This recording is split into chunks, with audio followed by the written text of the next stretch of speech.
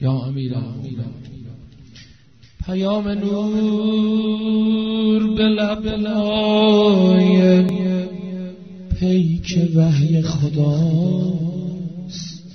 خوب دل بدار. پیام نور به لب‌های پیک وحی خداست. بخوان سرود ولایت که عید اهل ولایت. آقا جان یا امیرالمومنین این جوونا به عشق من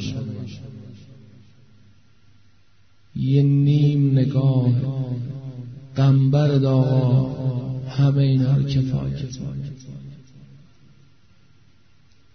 آقا جان پیام نور به لب‌های پیک وحی خداست. بخوان سرود ولایت که عید اهل ولایت. علی آقا جان بیا شراب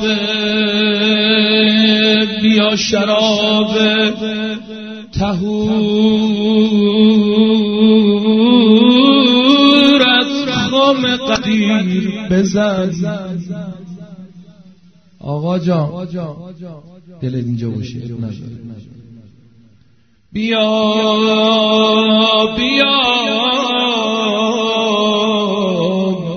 شراب طهور از خم قدیر بزن. خدا گواست که ساقی این شراب خداست. آقا جانم یا امیرالمومنین قربونت بشم. آقا خم از قدیر خم می بلای علی وگرنه صحبت ساقی و جام و باد خطاست. علی جان آقا جان قدیر صبح سپید همه سپیدی هاست. قدیر نور خدا دشمن سیاهی هاست. قدیر عید خدا عید احمد عید علی. قدیر عید نیایش قدیر عید دعاست. علیه نشون ما بچه شیعه هاست. آقا جان قدیر سلسله داره کمال دین تا حشر.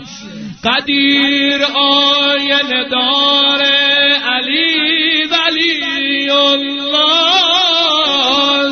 قدیر هدیه نور از خدا به پیغمبر. قدیر نقش ولای علی به سینه ما. آقا قدیر یک سند زنده یک حقیقت محض. قدیر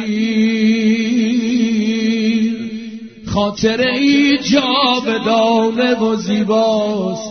قدیر صفحه تاریخ بال من با